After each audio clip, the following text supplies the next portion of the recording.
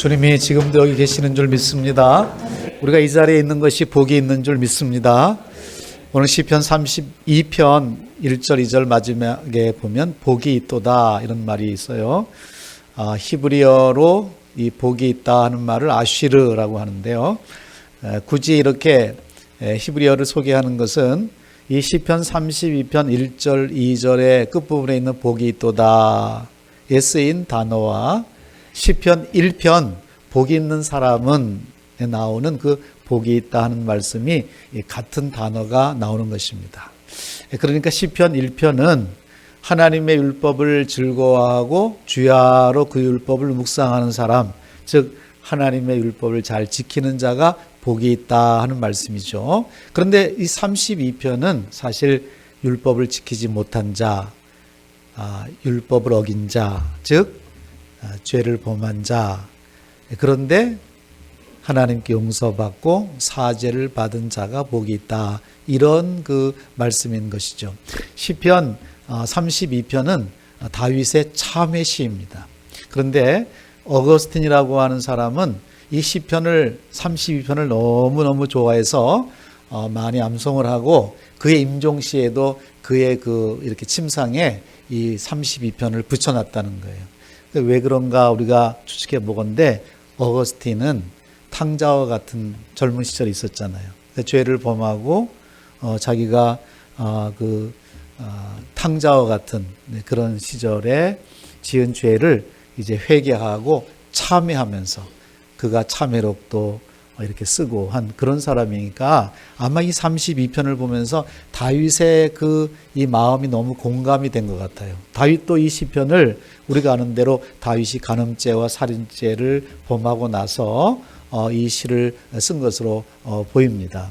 그래서 이 시편 32편은 시편 51편 다윗의 참회시와 함께 아주 유명하고 또 이 말씀을 계속 이렇게 읽고 묵상하면 너무나 우리에게 위로와 회복과 기쁨을 주는 그런 시입니다. 오늘 저는 이 시편 32편의 이 말씀을 통해서 다윗의 이 참회시를 통해서 누가 복 있는 자인가 하는 것을 살펴보려고 합니다. 누가 복 있는 사람입니까? 첫째, 하나님께 사함받는 자가 복이 있는 자입니다. 하나님께 사함받는 자. 오늘 본문 1절을 한번 보시면 이렇게 되어 있죠. 우리 한번 가슴을 펴고 크게 한번 읽어보겠습니다. 시작. 허물의 사함을 받고 자신의 죄가 가려진 자는 복이 있도다. 허물의 사함을 받고 자신의 죄가 가려진 자는 복이 있도다.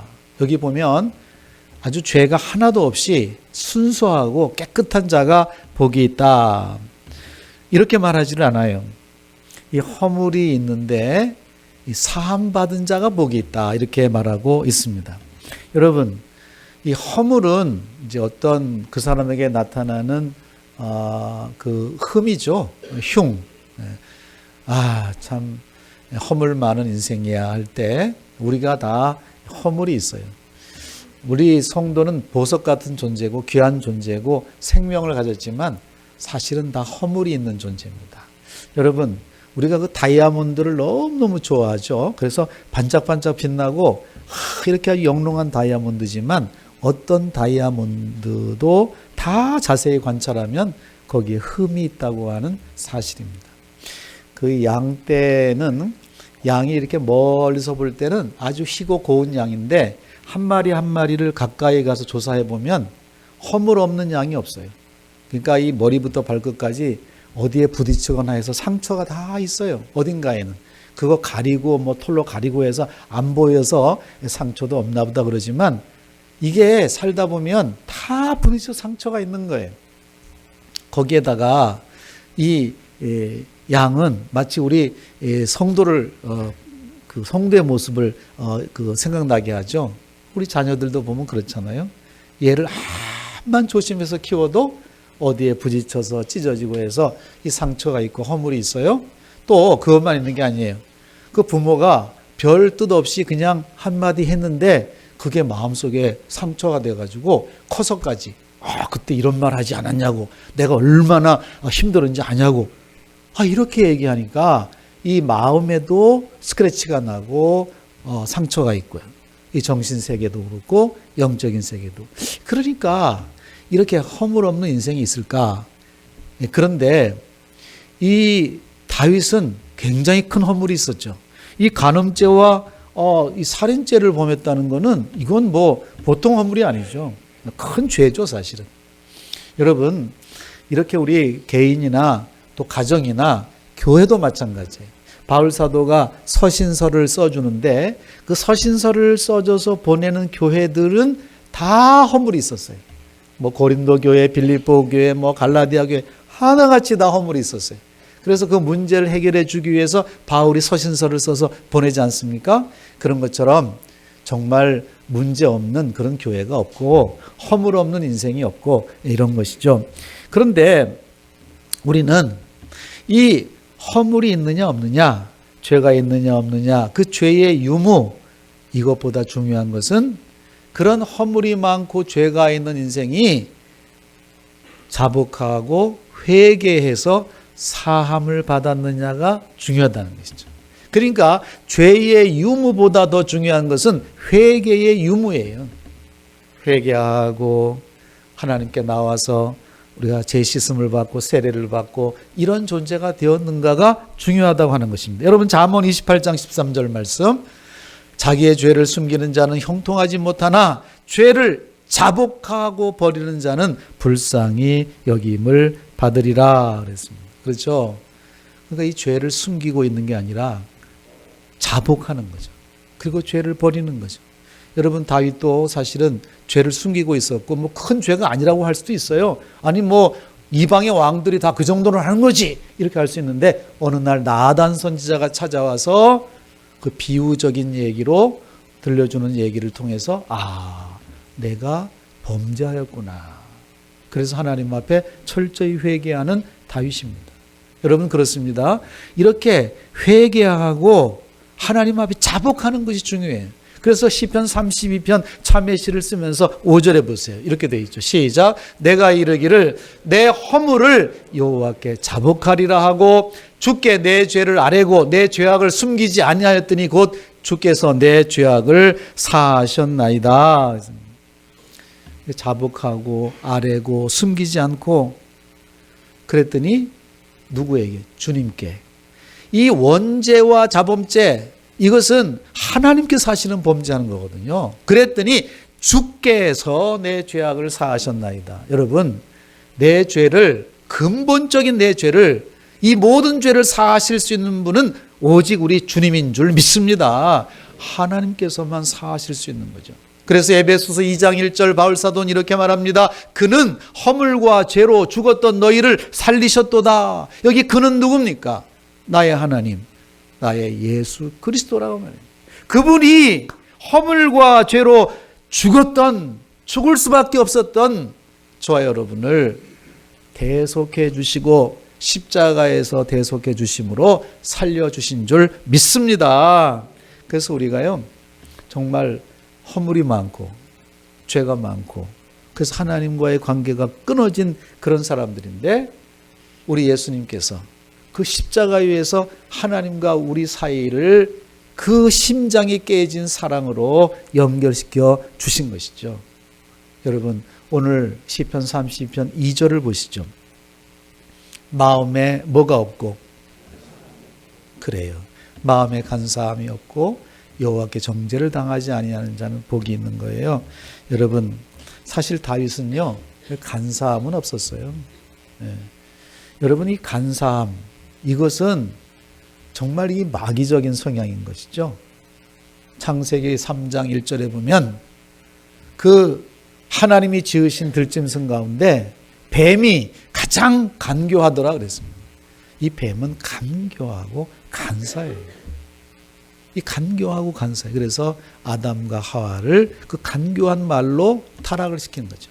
그리고 예수님의 제자인 가룟유다에게도 예수를 팔려는 생각을 집어넣어서 이 유다가 이 마귀의 도구로 쓰임을 받아요. 그리고 회개할 기회를 유다는 놓쳐버리는 것이죠. 오늘 여기 11절 보면 마음이 정직한 너희들아 그랬습니다. 여러분 성도는 그래도 마음이 정직해야지. 양심에 어떤 찔림이 있을 때는 회개하고 누가 지적하면 회개하고 여러분 그렇게 해야 된다는 것이죠. 여러분 기회를 놓치면 안 돼요. 가룟 유다의 그 안타까운 것은 기회를 놓친 거예요. 그런데 오늘 다윗은 6절에서 이런 말씀을 하세요. 6절 시작. 이로 말미암아 모든 경건한 자는 주를 만날 기회를 얻어서 주께 기도할지라 진실로 홍수가 범람할지라도 그에게 미치지 못하리이다. 죄를 깨달았을 때에 그 기회를 얻을 때에 주께 기도할지라. 여러분 마음에 찔림을 얻고 지금은 내가 회개해야 될 때구나. 자복해야 될 때구나. 그 기회를 놓치면 안 돼요. 그 기회를 타서 기도하면 된다 이 말이에요. 기도한다고 될까요? 회개한다고 될까요? 내 죄는 아주 좀 심각하거든요. 이거는 뭐 그냥 사소한 죄가 아니거든요. 여러분 이 복음이라고 하는 거는 그것을 사실 수 있는 능력이 있다고 하는 선포예요. 마태복음, 마가, 누가, 요한복음 그리고 구약의 복음서라고 할 수 있는 이사야서는 예수님의 탄생과 예수님의 십자가와 예수님의 일대기를 그대로 녹여서 보여주는데 이사야는 이사야서 1장에 이렇게 말해요. 오라 우리가 변론해보자. 변론은 뭐예요? 야 나하고 한번 토론해보자. 나하고 한번 얘기해보자. 너희 죄가 주홍 같을지라도 눈과 같이 힐 것이다. 너희 죄가 진홍 같을지라도 양털같이 희게 되리라. 그러니까 나는 주홍 같고 진홍 같은 죄가 있어. 하나님께서 나랑 변론해보자. 그것을 덮을 수 있는 그 아들의 십자가의 피로 살 수 있다. 덮어줄 것이다. 가려줄 것이다. 처리해 줄 것이다. 용서해 줄 것이다.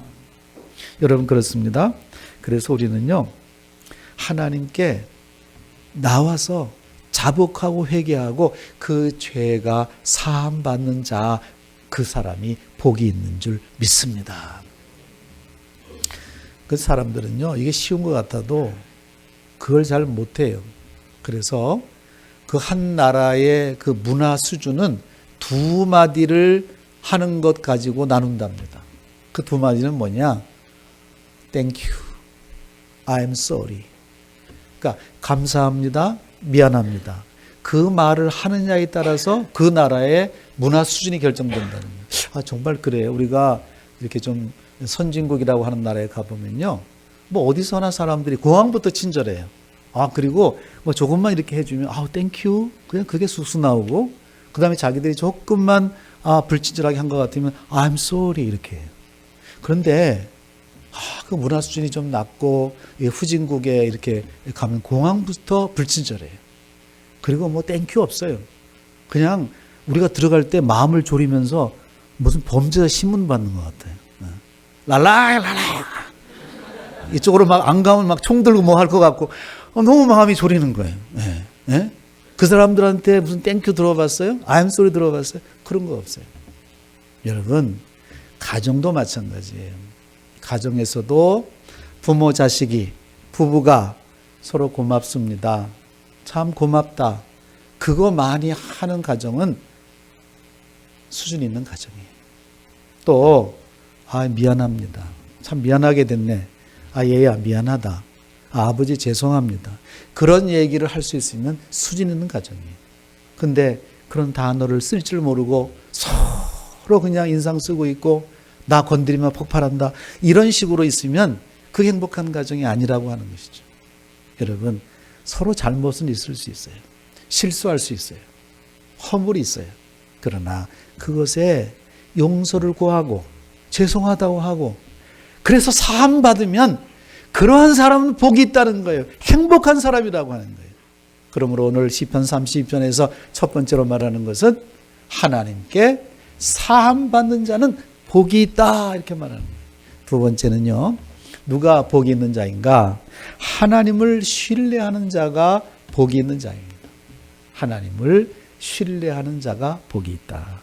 여러분 오늘 본문 10절을 한번 보시죠.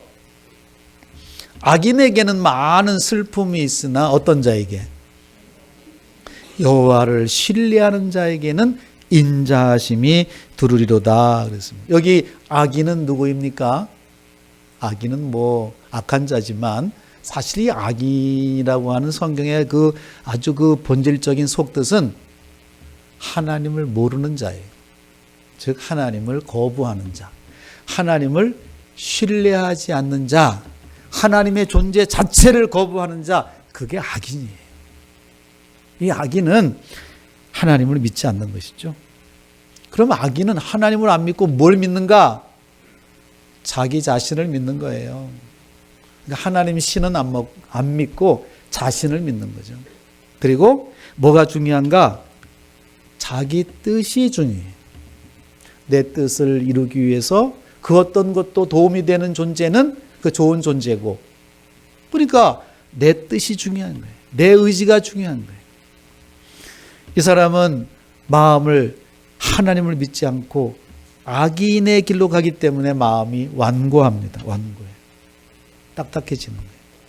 여러분 사실 우리가 어떤 갈등이 있고 아픔이 있을 때 그거 해결하지 않으면요 답답합니다. 그 마음이 아주 딱딱하고. 그 다윗이 그런 경험이 있어요. 3절과 4절을 보세요. 다윗은 이렇게 말하잖아요. 내가 입을 열지 아니할 때 종일 쉬는 마음으로 내 뼈가 쇠하였도다. 그러니까 이걸 해결 못하고 입을 열지 못할 때 뼈가 쇠하였다. 그 다음 절 4절에 보면 주의 손이 주야로 나를 누르심으로 내 진액이 빠져서 여름 가뭄에 마름같이 되었나이다. 이게 그냥 바짝 마른 낙엽처럼 요즘 계절에 이 공원이나 산에 가보면 얼마나 나무들과 낙엽이 바짝 말랐는지 몰라요. 거기에 그냥 불꽃 하나만 튀면 그냥 다 타버릴 것 같아요. 그러니까 내가 이 해결되지 못하고 그런 문제를 마음에 가지고 있으니까 내 마음이 그 바짝 마른 낙엽같이 그렇게 마른 거예요. 그 이 사람은요 누가 옆에 가기가 힘들어요. 왜? 마음이 말라 있어서 뭐 한마디 잘못하면 그냥 폭격 날아올 판이에요. 화가 나 있는 그런 상태. 여러분 이게 해결되지 못한 사람의 지금 마음이 아주 쓰라린 고통. 그 우리 딱딱한 거는 다 문제가 되는데 여러분들이 혹시 뭐 몸속에 돌이 있거나 어깨에 석회가 있거나 그때 어땠습니까? 얼마나 고통스러운지 몰라요. 근데 요즘은 너무 감사하게도 의술이 발달되어서 딱 찍어서 석회가 있다 그러면요 그거 이렇게 쫙 깨주면 그게 이렇게 빠져나가면 얼마나 또 시원한지 몰라요. 네. 여러분 이거 인간의 힘으로 될 수 없이 이거 어떻게 이거를 가지고 그냥 꽉 막힌 채로 사람과 사람이 막혀 있고 하나님과의 관계가 막혀 있고 그럼 내 마음은 딱딱해져 있고 얼마나 고통스러운지 몰라요. 부부싸움을 하고 아직 풀리지 않은 상태에 얼마나 고통스럽습니까? 지금 그런 거죠. 여러분 하나님을 신뢰하는 것이 답인데 2024년 올해 우리 교회의 표가 뭔가 그의 나라와 그의 의를 구하라예요. 그러면 우리는 아니 그의 나라는 우리가 알겠어. 뭐 하나님의 나라라는 거 아니야? 킹덤 오브 갓 하나님의 나라는 알겠는데 이 그의 의를 구하라는 건 뭐야? 의가 뭐야? 정의인가? 칭의인가? 네, 그런 것을 포함하지만 사실 그의 의를 구하라 할 때 의는 관계적인 의예요. 관계적인 의. 뭐냐? 하나님과의 관계가 바로 되고 이웃과의 관계가 바로 된 그 의를 말하는 거예요. 여러분 이게 중요한 거예요. 여러분 우리는요 이 하나님과 바로 될 때 또 이웃과 바로 될 수 있어요. 막힘없이 십자가 수직적으로 수평적으로 연결되는 이게 우리 삶에 있어서 굉장히 중요한 거예요. 그래서 우리는 이 모든 것을 행복하고 평안하기 위해서 하나님의 나라와 의를 먼저 구하는 거죠. 먼저 이것을 구해야 돼요. C.S. 루이스라고 하는 하나님의 사람이 이런 말을 했어요. 하늘을 목표로 하면 땅은 덤으로 얻는다. 땅을 목표로 하면 둘 다 얻지 못한다. 여러분 그렇습니다. 신앙은 하늘을 먼저 구하는 거예요. 올해 우리는 결단하고 하나님의 나라와 의를 먼저 구해야 되겠다. 여러분 신앙은 결단이에요. 많은 파도가 밀려오고 많은 고난이 있고 그럴지라도 나는 하나님의 나라와 의를 먼저 구하는 사람이 된다. 주일날 여러분이 교회에 오는 것도 결단해야 되는 거예요. 이게 여러 가지 못 나올 이유가 많아요. 근데 1부, 2부 나오고 주일학교 나오고 차양대 나오고 내 봉사하는 그 자리에 나오고 그거 결단해야 되는 것이죠. 그러니까 주일 성수도 마음에 결단해야 되고 또 하나 결단해야 되는 거. 우리 총신대학교 총장님이 그런 설교를 한번 하시는 걸 들었어요. 그분이 군목을 했었는데 군목을 하다 보면 이제 그 11m에서 뛰어내리는 그 훈련을 자기가 받았답니다. 그런데 11m 올라가서 낙하산을 들고 딱 이렇게 있으면 얼마나 두려움이 있는지 모르는 거예요. 자기 신앙이 있는데도 불구하고. 그래서 여기서 어떻게 뛰어내리나. 그래서 그냥 눈을 찔끔 감고 뛰어내리든지 또 정 막 못 뛰어내리 떨어질 것 같은 사람은 막 뒤에서 또 발로 막 이렇게 민다는 거죠. 그래서 어쨌든 떨어지는데 딱 펴면은 낙하산이 펴진다는 거예요. 우리 여기 공수부대나 해병대 출신들은 그거 가지고 그래 좀 그럴 텐데 어쨌든 11m는 그렇게 무섭다는 거예요. 아니 이게 무슨 얘기를 하느냐면 그분이 이런 말씀하는 거예요. 우리 성도들이 11조 하는 것이 얼마나 두려운지 모른다는 거예요. 이거 11조에서 난 죽을 것 같아. 이 11조 내면 내가 어떻게 살아? 막 이런다는 거죠. 그래서 11조를 11m 기억하면서 그냥 해봐. 산다. 안 죽는다. 이렇게 가르치더라고요. 야, 총장님이 잘 가르치신다는 생각이 들었어요. 그렇죠. 사실은 인간적으로 계산하면 그걸 내고 어떻게 살아? 그걸 고지고대로 내고 사는 사람이 있단 말이야. 그렇지 않다는 거죠. 하나님을 신뢰하는 자를 붙드시는 줄로 믿습니다. 우리는요, 그냥 이렇게 생각하죠. 나 합격만 하면 되겠어. 그래, 힘들게 공부하고 기도해서 합격했어요. 그럼 이제 문제 끝납니까? 나는 취직만 하면 돼. 그래서 힘겹게 해가지고 취직 딱 했어요. 문제 끝나나요? 나 결혼만 하면 행복해.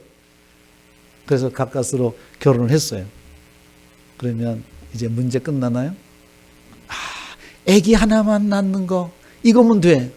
아기 하나 딱 낳는데 이제 문제는 없나요? 그때부터 계속 파도가 밀려오는 거예요. 여러분, 올해 우리가 난 참 복 있는 사람이야, 예수 믿는 사람이야 됐나요? 많은 파도가 밀려오는 거예요. 그때마다 무엇이 필요한가? 하나님을 신뢰하는 결단이 필요합니다. 여러분, 에스더라고 하는 그 구약 성경의 책 제목이면서 사람 이름이잖아요. 에스더 1장에 보면 왕후 와스디가 폐위가 돼요. 근데 뭔가 이게 섭리 가운데 이제 그 모르드게의 추천으로 에스더가 왕비가 돼요. 그런데 왕비가 돼서 이제 나는 너무 좋다 했는데 유대인들이 고통받는 것, 그걸 보게 됩니다. 모르드게 이렇게 말하죠. 네가 왕비가 된 것이 이때를 위함이 아닌지 누가 알겠는가. 에스더가 생각을 합니다. 이때를 위해서 내가 있나? 이때를 위해서 내가 지금 이 위치에 있는 건가? 왕 앞에 나가봐. 왕이 부르지도 않았는데 나갔다가 자칫하면 죽음을 맞이하는 거예요. 근데 에스더가 결단을 합니다.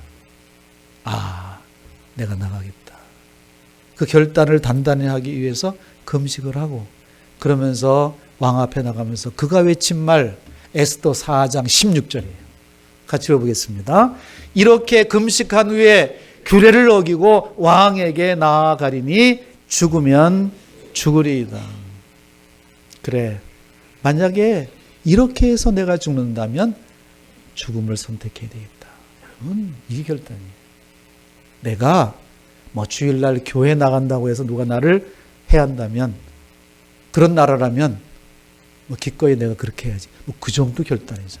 감사하게도 우리 사는 시대, 우리나라는 교회 나간다고 그래 박해받는 나라도 아니고 우리가 마음만 결단하면 얼마든지 교회 생활할 수 있습니다. 우리 참 어른들도 이렇게 결단하지만요, 아이들이 너무너무 신앙이 좋아요. 엊그제부터 우리 유초동부 겨울성경학교를 하는데요, 아이들이 평소보다 더 많이 왔어요. 막 새로운 아이도 있었어요. 근데 목사님 와서 기도 한번 해주세요 해서 제가 이제 유초동부시로 들어가는데, 와, 아이들의 표정이요, 천사 얼굴 같아요. 그리고 제가 들어가는데 막 목사님 어른들 같으면 막 이럴 텐데 아이들은 막 너무너무 기뻐해 주는 거예요. 왜 그렇겠나? 아이들이 억지로 오는 아이들이 아니에요. 너무너무 교회를 오는 것을 기뻐하는 아이. 그래서 제가 물어봤어요. 예수님 정말 좋은 친구들 손 들어보세요. 그러니까 전부 다 손을 들어요. 우리가 생각할 때는 옆에 사람이 드니까 그냥 들었다 생각하지만 요즘 아이들은 안 그래요. 주관이 뚜렷합니다. 정말 예수님 사랑하니까, 교회가 좋으니까. 여러분, 이제 이 아이들이 크면서 다윗처럼 많은 문제가 있을 거예요. 여호사밧 왕이 만난 것처럼 많은 전쟁이 있을 것이라고요. 아람과 모압과 암몬, 그런 적군과의 전쟁할 때 여호사밧이 외친 말씀이 역대하 20장 20절 말씀이에요. 뭐라고 했을까요? 시작. 너희는 너희 하나님 여호와를 신뢰하라. 그리하면 견고히 서리라. 그의 선지자들을 신뢰하라. 그리하면 형통하리라. 여호와를 신뢰하라. 선지자들을 신뢰하라. 시대가 하나님을 신뢰하지 못하게, 하나님의 사자를 신뢰하지 못하게 많은 것들이 일어나지만 너는 여호와를 신뢰하라. 너는 하나님의 사자를 신뢰하라. 다윗은, 여호사밧은 하나님을 신뢰하고 하나님의 선지자들을 신뢰했습니다. 그 믿음으로 승리한 줄 믿습니다. 그래서 너무 힘들고 어려워도 올 한 해 우리가 승리하는 것은 하나님을 신뢰할 때 우리는 승리자가 되는 줄 믿습니다. 마지막으로 누가 복 있는 자인가? 하나님을 기뻐하는 자예요.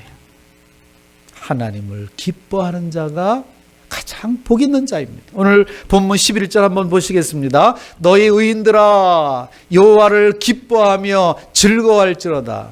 마음이 정직한 너희들아 다 즐거이 외칠지어다. 여러분, 너희 의인들아, 여호와를 신뢰하는 자들아. 여러분, 진정한 평화는 이 어떤 고통의 부재, 어려운 일의 부재, 그게 아니에요. 진정한 평화는 고통의 부재가 아니라 하나님의 임재에 있는 거예요. 우리가 이 절대 기쁨을 어떤 상황에서 유지하고 영원한 기쁨을 가지고 살 때 그 사람은 승리자가 되는 줄 믿습니다. 그래서 다윗은 이 참회시 시편 51편도 참회시를 썼는데 거기 12절에 보면 구원의 즐거움을 회복시키시사 그랬습니다. 구원을 받았지만 죄로 말미암아 막히면 구원의 기쁨이 사라져요. 즐거움이 사라진다. 그 자꾸 염려가 오고 불안이 와요. 그런데 구원의 즐거움이 오게 되면 다시 일어나게 되는 거예요. 여러분, 용서받은 자의 기쁨. 그래서 이제 부부싸움 할 때는 괴롭지만 서로 용서하고 화해가 일어나면 다시 기쁨이 생기는 거죠. 우리가 다른 사람한테 실수해가지고 관계가 안 좋을 때는 너무 막혀가지고 힘들지만 가서 서로 용서를 구하고 용서해달라 그러고 용서해주고 거기서 오는 기쁨은 말할 수 없는 기쁨이 또 오는 거예요. 용서받은 자의 기쁨. 여러분, 이 용서받은 자의 기쁨, 그래서 하나님을 기뻐하고 하나님을 즐거워하며 사는 것이 복 있는 자인 줄 믿습니다. 느헤미야는 느헤미야 8장 10절에 여호와를 기뻐하는 것이 너희의 힘이니라. 마귀의 나라에서는 인상 쓰는 것이 힘이에요. 싸납게 보일수록 강한 자예요. 하나님의 나라에서는 여호와를 기뻐하는 자가 힘이에요. 마음이 즐거운 자가 가장 큰 힘을 가진 자예요. 그래서 이런 자는요, 뭐 누가 가족들이 당신 이렇게 잘못했잖아 그러면 예전에는 막 반항하고 그런 말을 한다고 화를 내고 막 이렇게 하지만 은혜 받으면 그렇지 않아요.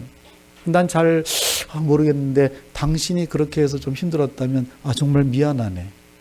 얘들아, 나한테 조금 서운한 거 있으면 다 얘기해라. 내가 모르고 그랬을 거야. 이제 목사님 말씀 듣고 나니까 그게 좋다고 하니까 내가 이제 그렇게 한번 해볼란다. 여러분, 힘이에요. 능력이에요. 그건 놀라운 변화예요. 여러분, 양은 목자의 음성을 듣고 순종하는 거예요. 다윗은 양이었기 때문에 이 하나님의 음성을 듣고 순종했고, 사울은 불순종했잖아요. 그러니까 사울은 내려간 거고 다윗은 올라간 거예요. 그리고 어떤 사람은요, 양처럼 굴지 않고 말이나 노새 같아. 말이나 노새가 특징이 뭐냐면 요것들은 그냥 굴레나 재갈이 아니면 말을 안 들어.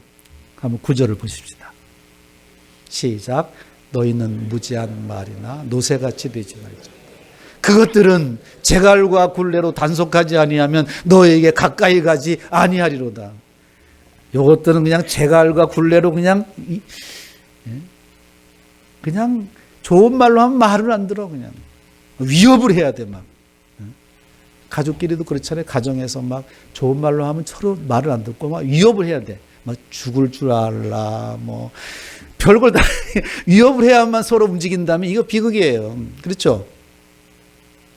정말 행복한 가정은 양같이 그냥 음성을 서로 들어주고 그렇게 해야 되지. 어찌 이렇게 재갈과 굴레로 단속하지 않으면 안 된단 말입니까? 여러분, 어떤 분은 교회에서는 너무 순종해요. 교회에서는 아멘. 그런데 집에 가면 달라진다는 거예요. 교회 밖에 나가지면 달라진다는 거예요. 여러분, 잠언 3장 6절에서 진정한 지혜를 이렇게 말하고 있어요. 너는 범사의 글을 인정하라. 그러면 내 길을 지도하시리라. 교회에서뿐만 아니라 범사의 하나님을 인정해야 됩니다. 그렇죠? 그래서 우리가 밖에서도 좋은 꽃을 보면 하나님의 솜씨 귀하다. 좋은 일을 만나면 하나님이 우리에게 은혜를 베푸셨네. 범사의 하나님을 인정해야 되는 거예요. 범사의. 아이를 키울 때나 어디 좋은 장소에 갈 때나 그리고 또 좋은 음식을 먹을 때 어떻게 기도하잖아요. 하나님 감사합니다. 이렇게 좋은 음식을 또 받습니다. 이 범사의 하나님을 인정하네. 그렇게 하면 하나님께서 내 길을 지도하시리라 그랬습니다. 하나님이 목자가 되어주신다 이 말이에요. 우리를 인도해 주셨고 앞으로 인도해 주실 줄로 믿습니다. 그러므로 나는 하나님의 나라 그 의를 구하면서 범사의 하나님을 인정하고 하나님을 기뻐하고 즐거워하면 되는 거예요. 내 할 것은 거기에요. 그러면 하나님께서 우리를 가장 우리 인생의 아름다운 길로 인도해 주실 줄 믿습니다. 잠언 4장 8절 중요한 말씀인데요. 한번 크게 읽어보겠습니다. 그를 높이라. 그리하면 그가 너를 높이리라. 만일 그를 품으면 그가 너를 그를 높이라. 우리 주님을 높이고 하나님을 높이고 교회를 높이고 주의 종을 높이고 가족들을 높이고 남편을 높이고 아내를 높이고 자녀들을 높여줘 보세요. 그럼 자기 올라가요. 그런데 낮추고 비난하고 비판하고 그럼 자기도 확 낮아진다. 또 여기 보면은 그를 품으면 그가 너를 영화롭게 하리로다. 여러분, 무엇을 마음에 품습니까? 어떤 사람 마음을 조사해 보면요, 돈을 품었어. 돈만 품고 살아. 돈은 괜찮은데 어떤 사람은 또 돌을 품어. 그런 거 말고 좋은 걸 품어야지. 그를 품으라. 시편 1편 2절에 보면 오직 여호와를 즐거워하여 그 율법을 주야로 묵상하는 자로다. 이 사람은 뭘 품었다는 거예요? 하나님의 말씀을 품는 거예요. 하나님 말씀을 읽고 하나님 말씀을 쓰고 이 말씀을 암송하고 묵상하고 그러면 그것이 열매로 나타나는 거예요. 시편 32편을 1절부터 11절까지인데요. 읽고 또 생각하고 묵상하고 이러다 보니까 일주일이 훅 갔어요. 얼마나 감사한지. 다른 것은 알 바 아니야. 나는 이 하나님의 말씀을 품는 거지. 나는 예수님을 품는 거지. 나는 성령 하나님을 품고 사는 사람이에요. 그러면 모든 것을 하나님이 더해 주시는 줄로 믿습니다. 시편 1편은요. 율법을 지키는 자의 복이에요. 그러나 시편 32편은 율법을 범한 자, 사함받은 자의 복이라고 해요. 즉 율법으로 사람이 구원을 받거나 율법으로 사람이 온전해지는 것이 아니고 이것은 하나님의 은혜로 되는 사실을 알려줍니다. 하나님의 은혜로 되는 불가항력적인 은혜예요. 어떤 실수, 어떤 큰 죄가 있어도 그것을 덮으시는 하나님의 은혜가 있다고 하는 거예요. 은혜가 있다고 하는 거예요. 골로새서 1장 14절 시작. 그 아들 안에서 우리가 속량하고 제사. 그 아들 안에서 하나님의 아들이신 예수 안에서 우리가 속량 죄사함을 얻었도다 이 말이에요. 여기서 그 아들이 중요한 거예요.